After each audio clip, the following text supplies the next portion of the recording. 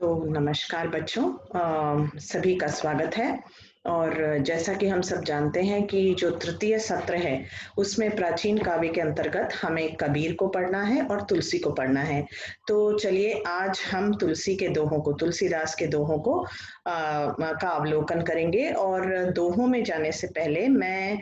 तुलसी का एक संक्षिप्त परिचय आपको देना चाहूंगी। और वैसे तो आपने स्कूल में भी उन्हें पढ़ा होगा, लेकिन एक संक्षिप्त सा परिचय क्योंकि जरूरी है, उसे देखते हुए हम फिर आगे उनके दोहों तक जाएंगे। तो सर्वप्रथम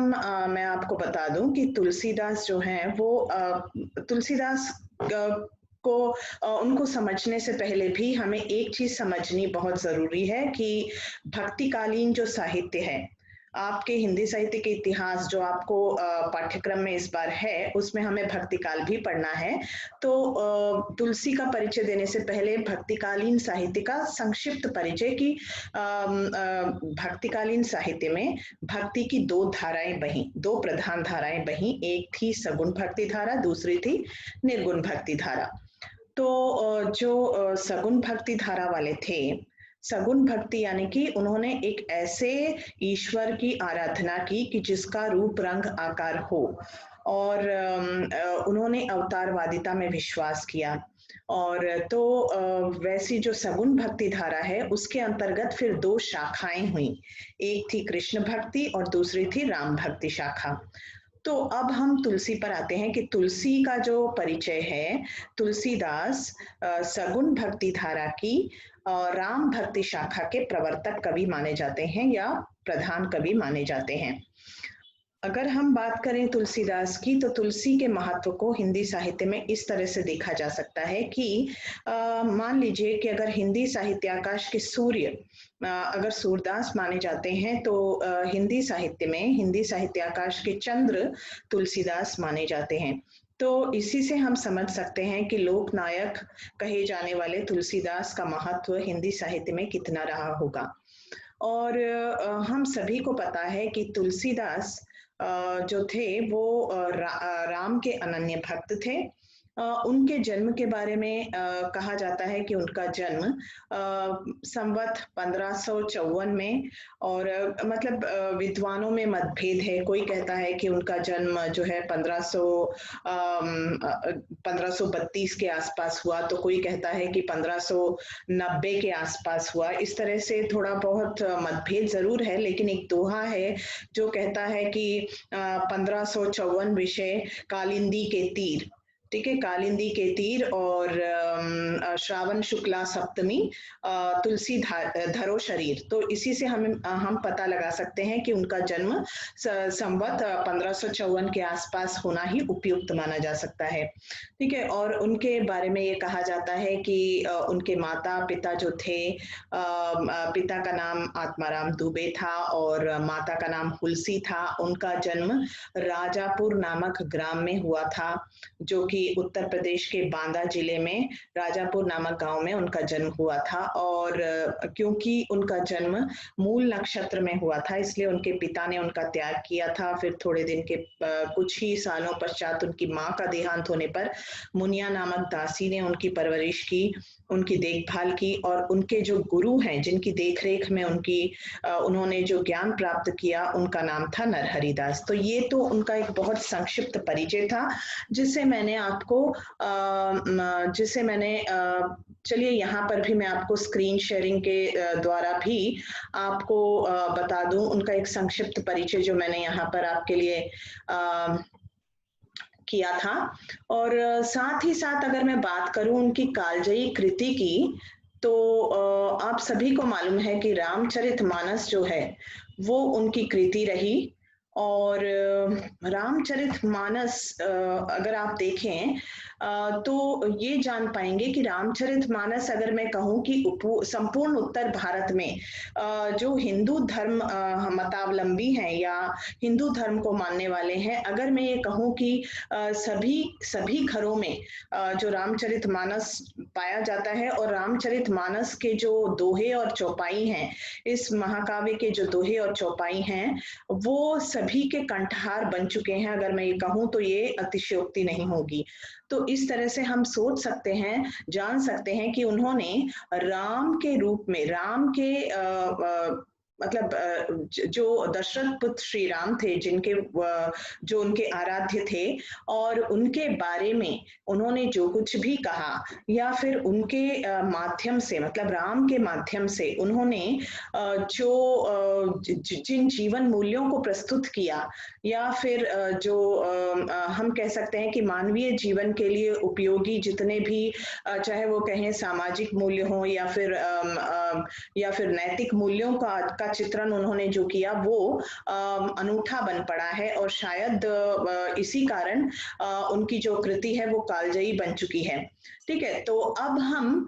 इनका छोटा सा परिचय तो जान ही चुके हैं, और ये भी जान चुके हैं कि तुलसीदास, अगर आपने देखा कि तुलसीदास जो है वो उनकी भाषा अवधी भाषा थी, जो उनका जो ये प्रबंध, जो आपने जो प्रबंध काव्य शैली में इनका जो काव्य लिखा गया है, जो उनकी कालजयी कृति है, जिसे हमने अभी कहा कि ये जो रामचरितमानस है, जो दोहा चौपाई में लिखा गया है, और इसके जितने भी दोहे हैं उनसे उन्होंने मानव जीवन के लिए जितने भी हम कह सकते हैं कि जो भी बहुमूल्य उनके, चाहे वो ज्ञानवर्धक या फिर जो ज्ञान संबंधी मूल हो, या फिर मूल्य हो, या फिर नीति संबंधी मूल्य हो, जीवन के लिए, मानव जीवन के लिए उपयोगी सभी मूल्यों को इन्होंने इसमें अपने दोहों द्वारा प्रतिपादित किया है। नैतिक मूल्यों को, पारिवारिक जीवन कैसा होना चाहिए, इन सारी चीजों को। और रामचरितमानस में केवल राम के माध्यम से ही नहीं, बल्कि अन्य पात्रों के माध्यम से भी उन्होंने त्याग और सेवा और दया, इन सारे गुणों को, उन्होंने जो मानवीय गुण हैं उनको प्रतिपादित करने की कोशिश उन्होंने यहाँ पर की है। तो अगर आप देखें तो इनका जो रामचरितमानस है, रामचरितमानस में ये जो रामचरितमानस है, इसमें हम देख सकते हैं कि उनका जन्म, जैसा कि आपने जाना कि उनका जन्म उत्तर प्रदेश के राजापुर में हुआ था, और उन्होंने राजापुर में जब उनका जन्म हुआ, और उनकी जो ये कालजयी कृति मैंने बात की कि उन्होंने सारे मूल्यों को, राम के माध्यम से सारे मूल्यों को उन्होंने प्रतिपादित किया है।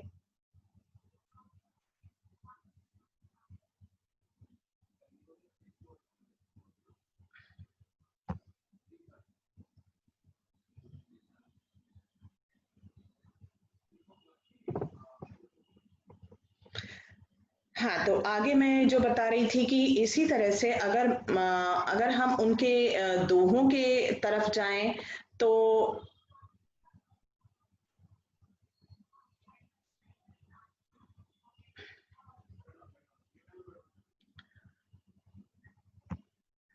अच्छा, तो हम अभी जो बात कर रहे थे कि हमने अभी तक तो उनके परिचय को प्राप्त कर लिया, ये जान लिया कि उन्होंने किस तरह के मूल्यों को अपने ग्रंथ में नीतिपरक, उपदेशात्मक और जीवन के लिए, मानव जीवन के लिए उपयोगी सारे अंगों को, सारे मूल्यों को वहां उन्होंने प्रतिपादित करने की कोशिश की। उनका जो काव्य है, अगर मैं कहूँ कि वो सर्वजन सुखाय और सर्वजन, बहुजन हिताय और बहुजन सुखाय के मार्ग पर ही चला। कभी उन्होंने स्वांतः सुखाय लिखकर, तो हम कह सकते हैं कि उन्होंने क्योंकि भक्ति का मार्ग चुना, और उन्होंने उनके आराध्य जो थे श्री राम, उन्होंने उनकी जो भक्ति थी वो भी स्वामी सेवक, सेव्य सेवक वाली भक्ति उनके पास वहां पर, उसकी भावना वहां पर प्राप्त होती है। तो कहीं ना कहीं हम देखते हैं कि उनका स्थान हिंदी साहित्य में सर्वोपरि है। वो केवल एक भक्त या एक कवि ही नहीं, बल्कि एक लोक नायक के रूप में, युग दृष्टा के रूप में भी हमारे सामने आते हैं, और मानवीय मूल्यों की स्थापना करने के लिए उन्होंने जो कुछ भी प्रयत्न किया वो जो है सराहनीय है। अब हम चलते हैं उनके दोहों की तरफ। ठीक है, तो जो पहला दोहा है वो है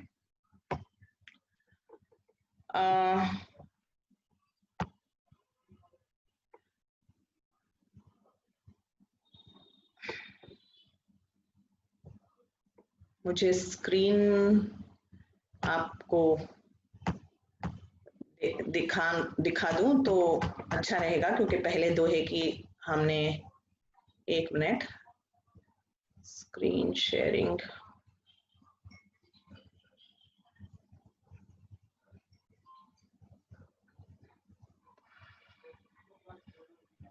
चलिए, तो अब हम लोग उनके दोहों की तरफ चलते हैं।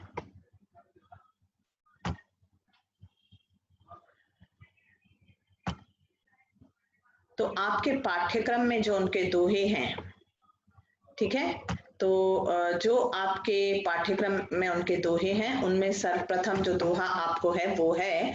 राम नाम मणि दीप धरु, जीव देहरी द्वार, तुलसी भीतर बाहिरो, जो चाहसी उजियार। देखिए, जैसे कि हम सभी जानते हैं कि उन्होंने राम नाम के महत्व को यहाँ पर प्रतिपादित किया है, क्योंकि वो राम के अनन्य भक्त थे। तो वो क्या कहते हैं, सबसे सर्वप्रथम जो दोहा है उसमें वो राम नाम के स्मरण पर जोर देते हुए, उस पर बल देते हुए वो कहते हैं कि अगर कोई साधक या अगर कोई उपासक या कोई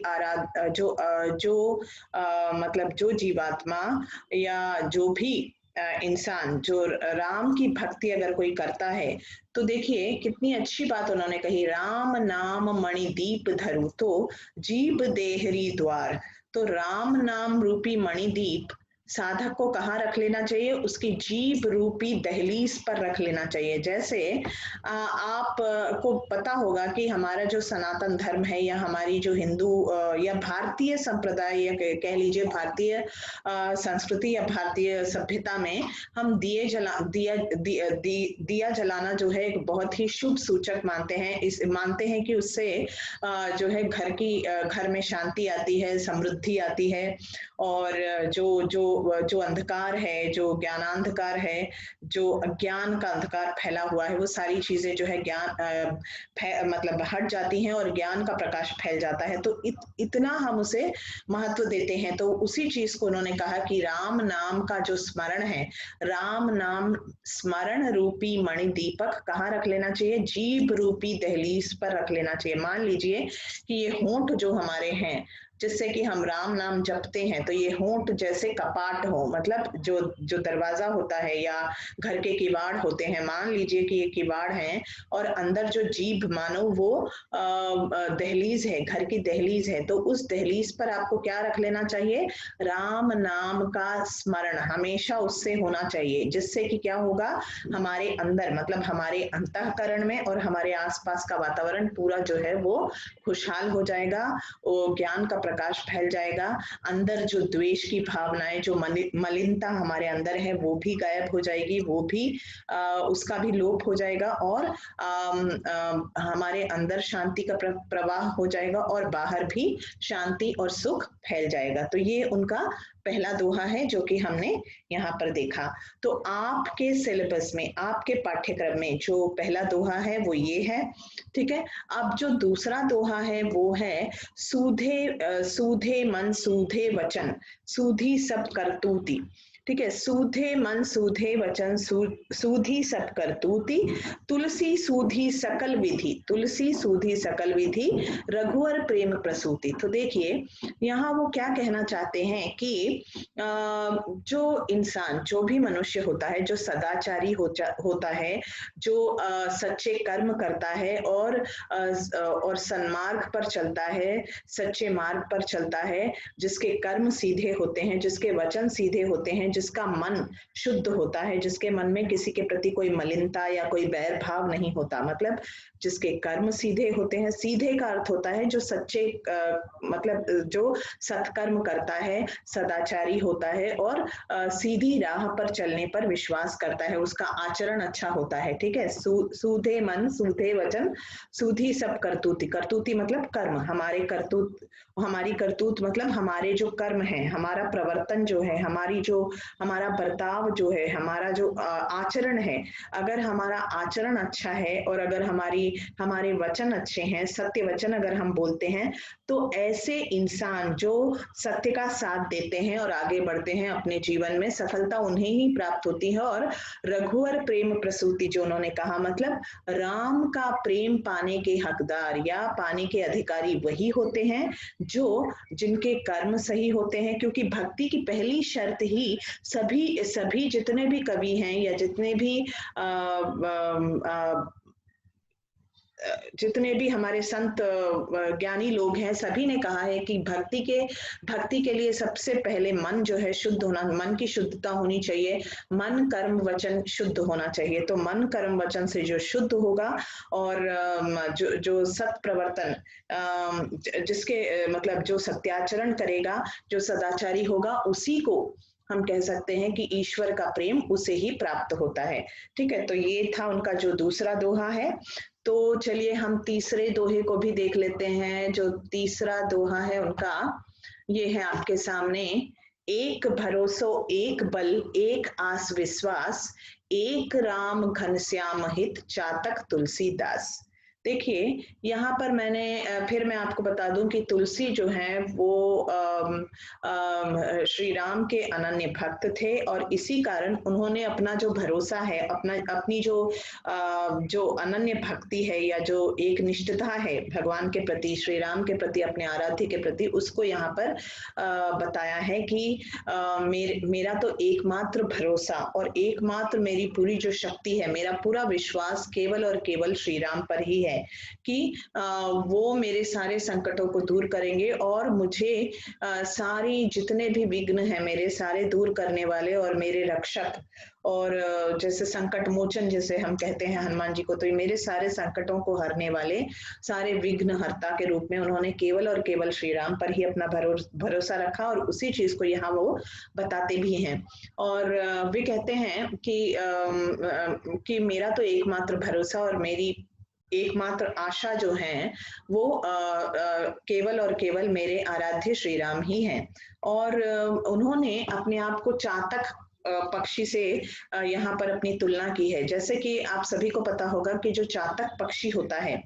वो मतलब प्यासा भले ही मर जाए लेकिन वो किसी भी मतलब स्रोत के अन्य स्रोतों से जल ग्रहण नहीं करता, बल्कि जो स्वाति नक्षत्र के समय आसमान से जो मेघों से बरसने वाली वो जो बूंद होती है, बस उसी से अपनी प्यास बुझाता है। और वो प्यासा भले ही मर जाए लेकिन अपना जो प्रेम उस स्वाति नक्षत्र से बरसने वाली, उस समय बरसने वाली उस बूंद के लिए जो उसकी मतलब ललक होती है और जो जिस लालसा से वो मतलब प्रतीक्षा करता है और केवल उसी से अपनी प्यास बुझाता है, उसी तरह से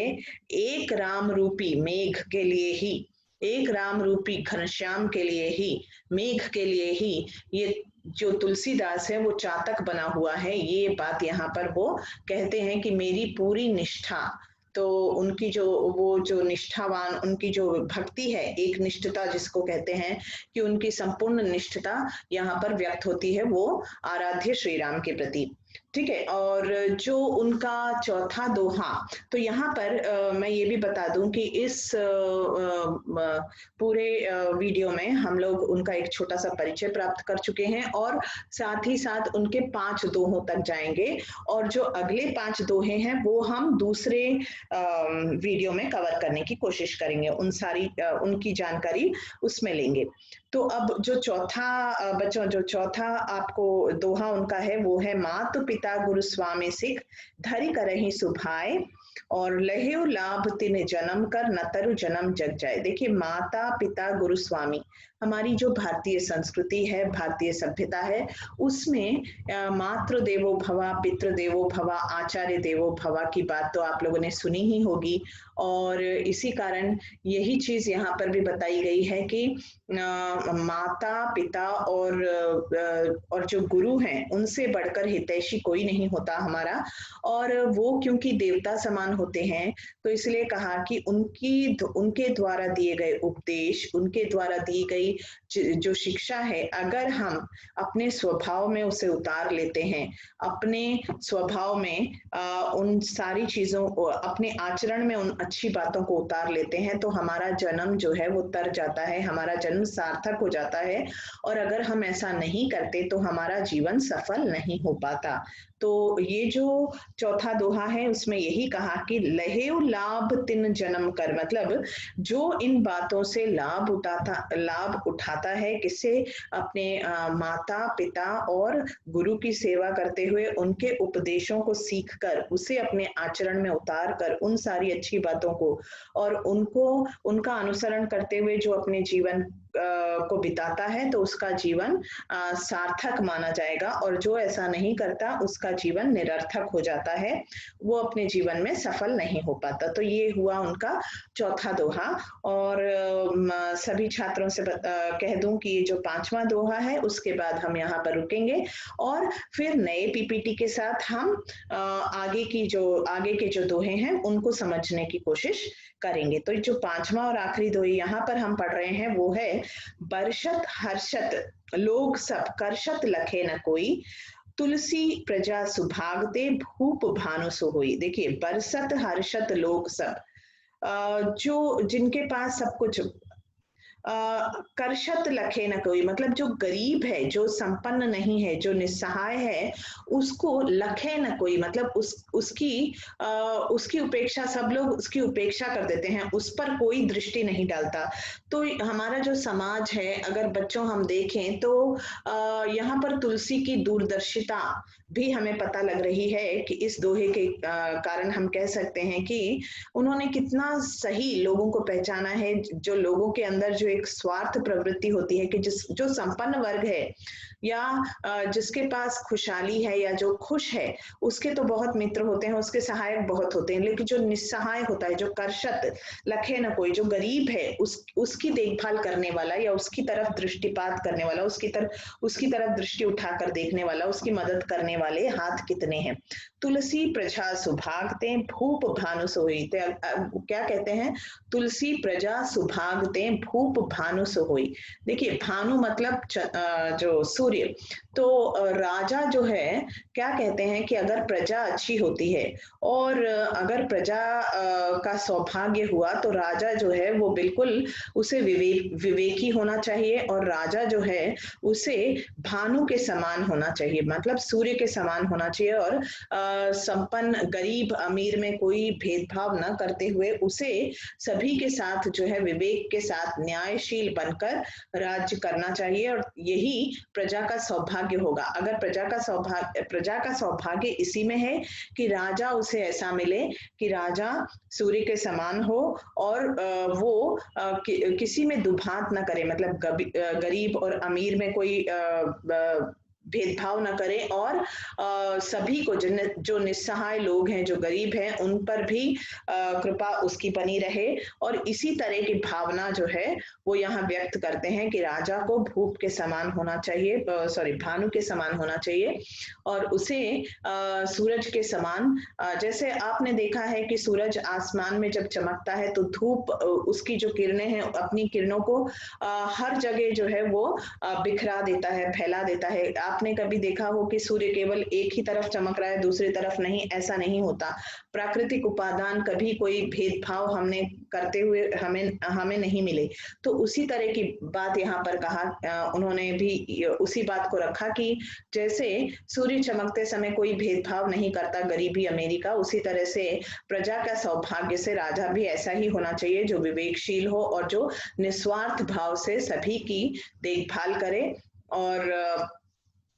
निस्सहायों की भी सहायता करें। ठीक है, क्योंकि निस्सहायों को देखने वाला कोई नहीं होता। और ये कहीं ना कहीं हमें राम राज्य की संकल्पना जो है उससे संबंधित ये दोहा है कि उन्होंने हमेशा कहा कि क्योंकि राम राज्य की जो कल्पना है, संकल्पना, उसमें कोई गरीब अमीर और इस तरह की भावना वहां पर नहीं थी। और वही चीज उन्होंने बताया कि राम भी जो थे वो उन्होंने भी संपूर्ण विवेकशीलता के साथ निस्वार्थ भाव से से अपनी प्रजा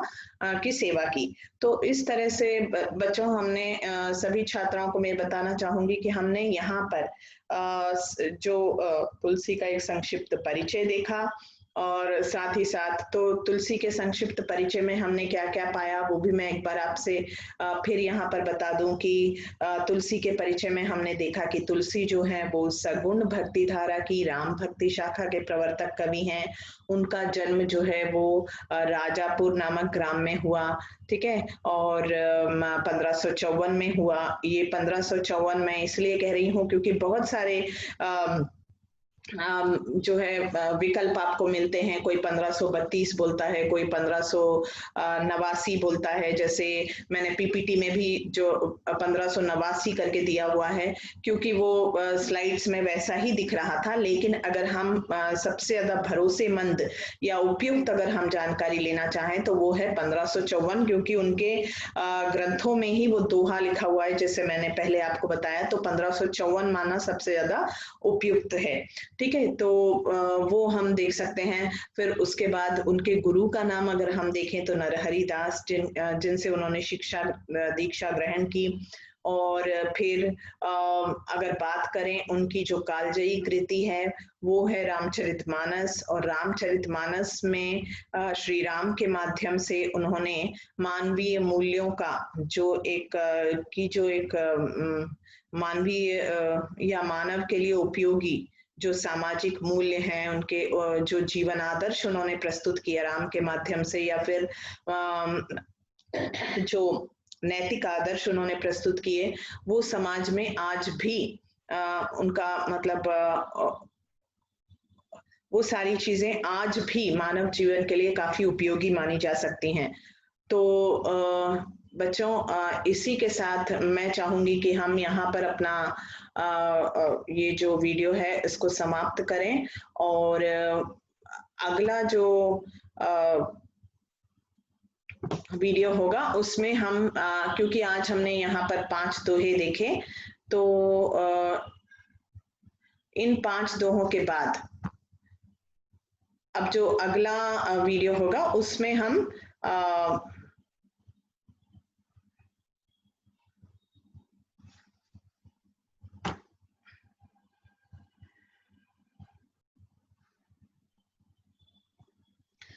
तो अगले वीडियो में हम